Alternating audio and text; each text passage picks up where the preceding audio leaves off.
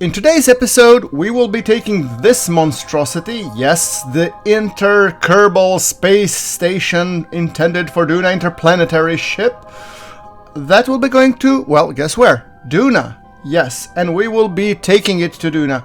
We're gonna be creating an interplanetary transfer, and we will be transferring Max Kerman, who is one of my long-standing, friends and channel members, Dying to Play Kerman, which is one of my most frequent commenters, and Smoking Kerman, one of my longest-standing patrons. Thank you so much for your support. I really appreciate it, and I want to make more good content. All of them are gonna be going to Duna. And here is the transfer. So this monstrosity needs to be put to be going to Duna all the way. So yeah, that's gonna be a little bit of a tricky one because the craft is quite huge, but I did test it and it has good performance. Also, if you guys are interested to see how this craft was built, I'm gonna be providing links in the description and also at the end of this episode to the build episode. And launch and assembly. Yes, because this craft has been built and assembled in the orbit. Alright, so we have Kerbin to Duna transfer in 1 day, and I'm gonna just quickly go and fiddle with it. I did find a good approach. Some parts of the episode have been cut for your convenience because you've seen me doing transfers numerous times, no point of repeating that. So we did manage to find and secure a rather decent Duna encounter. It doesn't need to be perfect, it just needs to get us to Duna. So I'm looking for a Duna periapsis of, let's say, 11 million meters. I think that's decent enough. We don't need to dilly-dally too much about it. And the burn will be in 1 day and 5 hours. Alright, back to the vessel. So, we have some turning to do, and I am just thinking, obviously, we need to find a correct orientation. So, let me just quickly check. Let's point towards the maneuver node. I mean, this craft, despite the fact it's hideously huge, is actually pretty nimble. Could be because I've put in a decent amount of reaction wheels on it. But it performs quite admirably, if I dare say so myself. I mean, look at it. It's just turning. I'm also making sure that I'm closing down some of the more sensitive, let's say, solar panels and all that stuff, which would be destroyed once we actually do the burn. So I'm gonna just quickly prepare the craft to go into the travel mode. Stop rotations, so gravity will not be a thing. And also deflate all of the rings and everything, but however, these are massive. They take a little bit while to stop, and I love the models. They're simply amazing. Okay, I'm still keeping my solar panels because, well, obviously I do want to keep the power until the last moment. So we are pointing maneuver prograde. There we go. Okay, let's deflate now. And deflate as it stops rotation. It will slowly start to deflate. There we go. And the second one does it as well. I mean, with this way, when we are lowering our profile, we are lowering the chances of some orbital debris or anything like that impacting us. Because, yeah, this ship is kind of huge. And look at that thrust section. We have 2 huge boosters and a total delta V budget of 3.3 thousand meters per second. So we are just now waiting for the optimal transfer, which, after several laps around Kerbin, will be in 52 seconds. Alright, we are aligned, everything is ready, and we're gonna be hitting the gas soon. 38, 37, 30 seconds to ignition. And I think this burn will actually consume our boosters. And you might say, but GrunfWorks, you have a lot of fuel. Yes, because I do intend to do a powered break. Oh yeah, we might want to retract the solar panels. After all, we are 10 seconds away from the burn. Or 12. Alright, there we go. And we have this antenna. Well, I don't think we can leave it. Okay, let's try it. 2, 1, and ignition. igniting our engines, and we are finally doing a push all the way to Duna.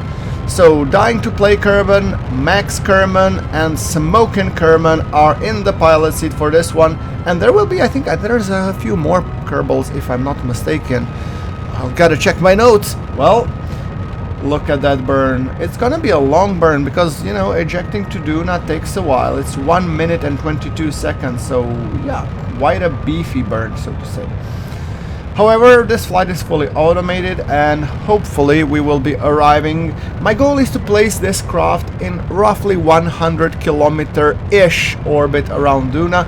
We have the previous station, which was basically a first version. Think of it like, you know, Mir, why this one would be equivalent of, I don't know, International Space Station, just around Duna, not Kerbin. However, we are doing the burn and it takes a while. It's a beefy vessel, so yeah, clearly 500 meters per second, and we are expanding our apoapsis here. I'm just monitoring, ensuring, and nail biting just to ensure that our transfer gets good, you know, trajectory, because turning and maneuvering this craft, well, it's nimble, it will turn, but it turns like an aircraft carrier on steroids. Right, so go and breaking out of the Kerbin sphere of influence, and now slowly pushing it towards Duna. Oh, we need to detach the boosters. Come on. Detaching the boosters. And slowly burning the rest. Very carefully, because it's tiny adjustments, so I'm only using like minimum thrust just to ensure that we get good alignment. Oh, look at that beautiful image. Sorry boosters, they will end up in the permanent orbit around Sun. Well, you know, you gotta do what you gotta do. Okay, so 35 meters per second, slowly burning towards it, just being careful not to miss the mark. Alright, there we go, coming ever so closer. Will we get the Duna encounter? I hope we will. Come on, and there we go, beautiful. Oh, right on the dot.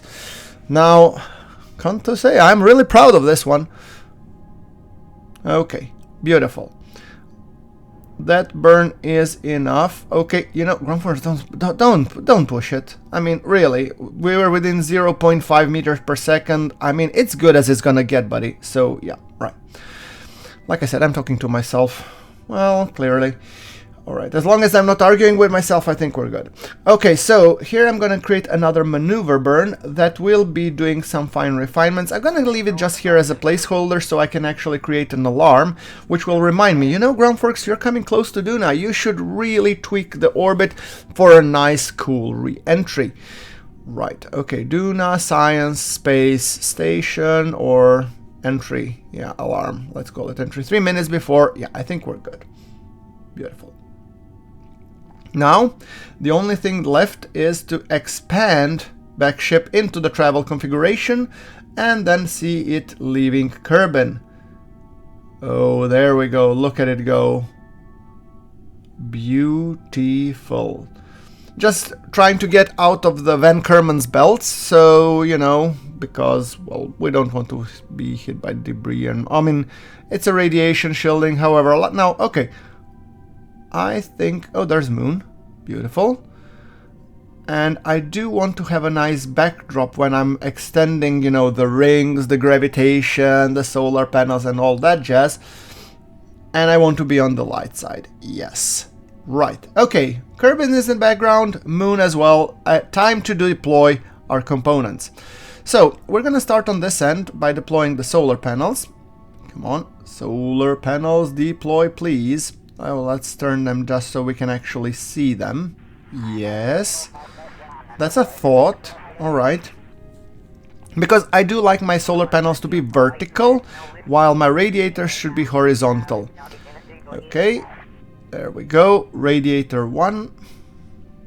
Radiator 2. Frontal set of solar panels getting deployed.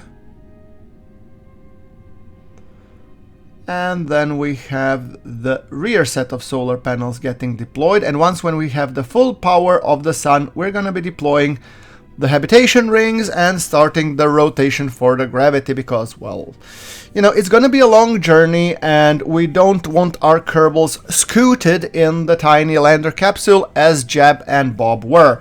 After all, these are our patrons and channel members, so they deserve all the luxury they can get on the travel, including gravity. I mean, honestly, guys, in space travel, gravity is a luxury, because if you think about it, when you're going on these long trips, you're mostly weightless, so unless you can artificially create gravity, which is created by spinning these big rings, well, and it's not gonna be, I think, 1G, it's gonna be like microgravity, so it's still gonna be some gravity, which would help. In the real world, the theory is that if traveling to Mars, you want to simulate a Martian gravity, because human body, it takes a while to adjust traveling between the planets, and you want the human body to already be adjusted to the gravity it will be going into. So use this interplanetary travel time for the Kerbals and to adjust to the Duna gravity. There we go. Two wheels spinning, and you might be wondering, you know, GrunfWorks, they are spinning counter. Yes.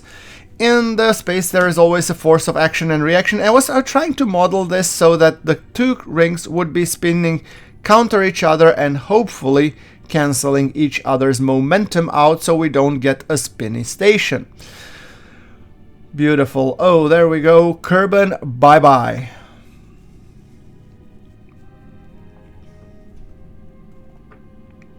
Such a beautiful view.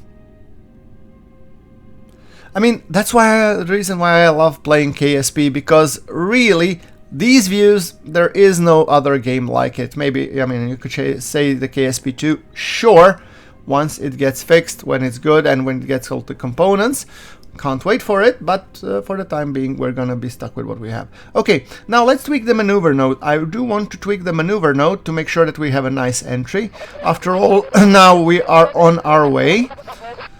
So let me just quickly correct the Duna periapsis to make sure that we do have everything set to go. Okay, there we go. And you know, funny thing, guys, when I was recording this episode, honestly, up till this point, I was doing it before summer. This part now, I've been doing after summer, after I've returned. So between these two episodes, there have been 3 months in real time. Sorry about that, guys. But yeah, it was vacation time, summertime, and I don't know, I really needed a break in terms of, you know, just go to the seaside, enjoy. Anyway, so we have the burn, which will be going in 16 days. I did cut out the unnecessary travel times, and we are gonna be turning that station. I think on this interplanetary burn, we can do it with our engines and everything deployed. It's not gonna be that bad. However, when we will be decelerating at Duna, we will be folding everything once again. So, there we go, and aligning with the burn, and it's gonna happen in 16 days, so might as well accelerate the time till we get there. So, yeah. So, couple of revolutions around Duna. Ike was doing, you know, some laps, after all, fitness, training and whatnot. And the burn is in 11 minutes, so we now should be really careful as if we do. And I did push the afterburners a little bit too hard, which means I've missed the burn. However, it doesn't matter, it doesn't need to be 100% precise, so I'm just, you know, eyeballing it. Okay, there we go. I'm pretty happy with the burn. Let's leave it like that. We are in Duna. Sphere of Influence. Now, we have to set up a maneuver node that will get us inserted around Duna. And this time, I'm not gonna be aerobraking. No, sir. This is too big of a ship to do the aerobraking, so we're gonna do a fully powered orbital insertion burn that will last for 1 minute and roughly 7 seconds, which will point us into a semi-elliptical orbit around Duna until we fix our orbital inclination, because I want this station to be also equatorial. Right, so there is that burn, and that's gonna be happening in 1 day. Okay, let's point the ship or slash station retrograde, and we're gonna enjoy beautiful time around Duna. And to really commemorate this location, I've decided to put a different type of background music. You might recognize it. The moment we will be closing into Duna, I'm gonna go silent and I'm gonna let you enjoy.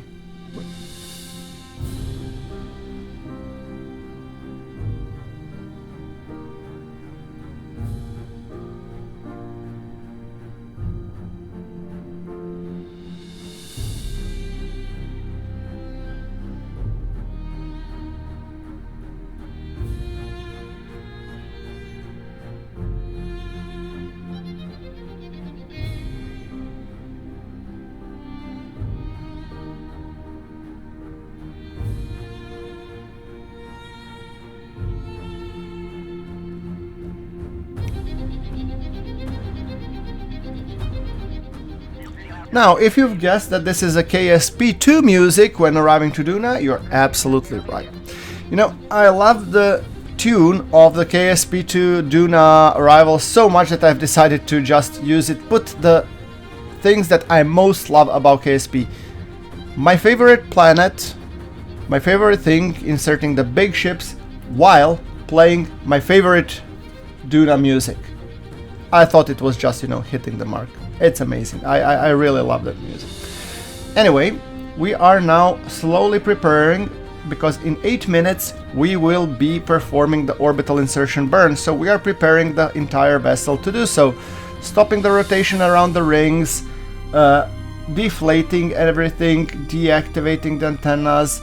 Max and Dying to Play are in the helms command, with Smoking here being the active engineer du jour. You know, and let's start deflating the rings. Good, the rings have stopped rotating, which means we can do a deflation maneuver.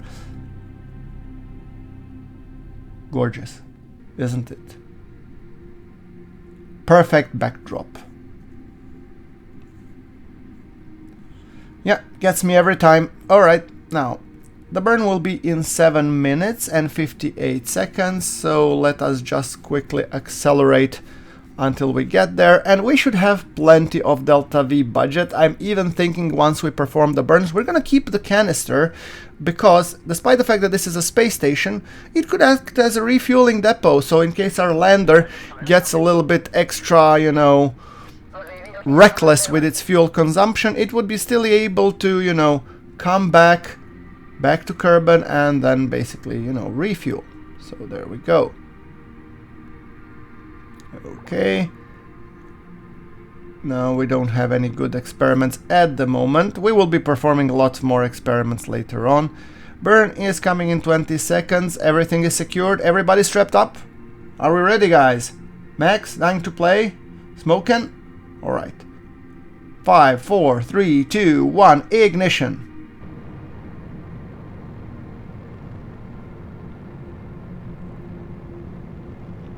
.500 meters per second to burn. Slowly performing the orbital insertion. 300 meters per second.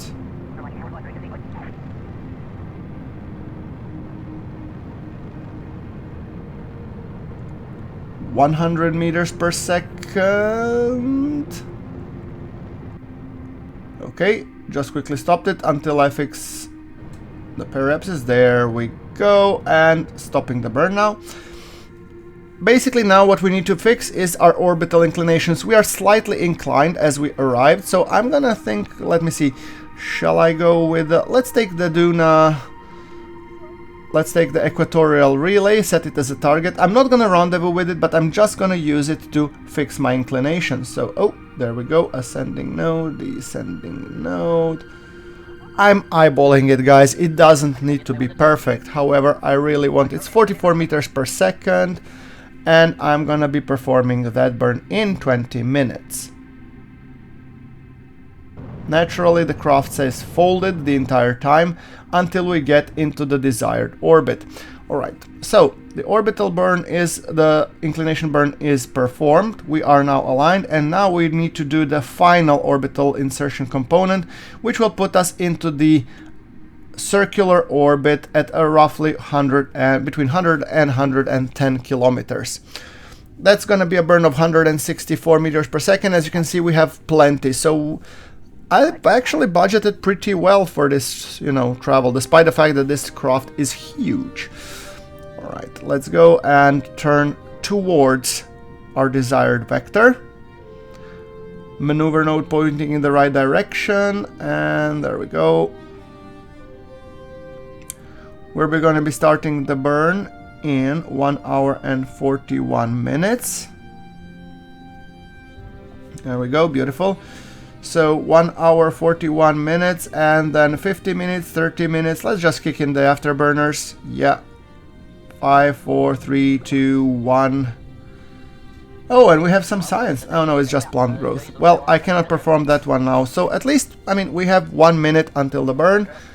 Final burn that will put us in the desired orbit, and then we will be hunky-dory. So 10, 9, 8, 7, 6, 5, 4, 3, 2, 1, and ignition.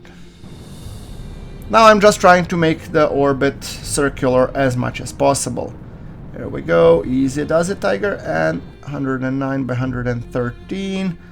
I no longer need the navigational marker. I'm just gonna burn it a little bit more to get it a little bit more circular. Like I said, it doesn't need to be perfect, but let's see, 110, 109 by 109. I'm happy. That looks good. Now, quickly let us extend the... let's first rename. So rename the vessel Duna Space Station. Change the designation to the station, and I'm gonna Duna Big Science Space Station. Yes. Now let's extend the radiators. Basically do a full-on deploy. Extend the radiator, extend the solar panels. We have arrived, ladies and gentlemen, which is simply amazing. There we go. Extending the second solar panels. There we go. Advanced relay antenna, just to make sure that we can talk back to Kerbin. After all, this will be an additional relay station. So, yep. Alright, and now let's get down to the sunny side of life, when we will be deploying the habitation rings.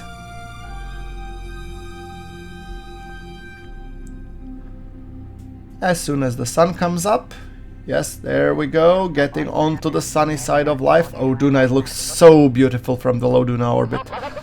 It's amazing. Alright.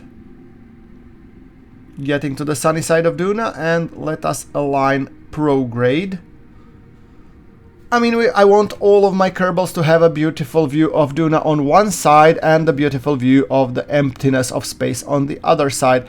After all, we didn't design this beautiful tourist craft or luxury liner for nothing. So yeah, there we go. Alright, and now let's do the inflation. Inflating both rings. Off they go. And the moment they get inflated, we're gonna be starting on the rotation. Alright.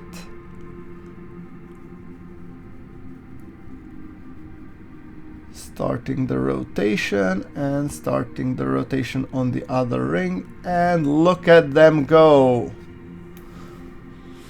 Now, if this isn't the money shot, that I don't know what is. Look how beautiful this station is. Look how glorious it looks. Simply amazing. Awesome station just above Duna, and it's finally deployed. Simply amazing.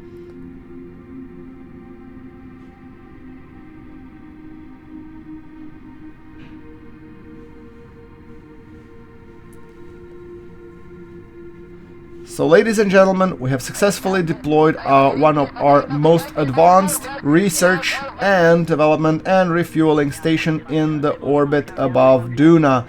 So we will be performing a lot more, landings, dockings, and science experiments, because this one also has the station science mod. So yes, that's the reason why I packed so many Kerbals, because they will be performing a whole boatload of science. But that will be coming in the future episodes. thank you very much for watching. I've been GrunfWorks, and I will be seeing you in the next episode, where we will be hopefully coming on Duna and doing some more experiments. This is GrunfWorks, signing off.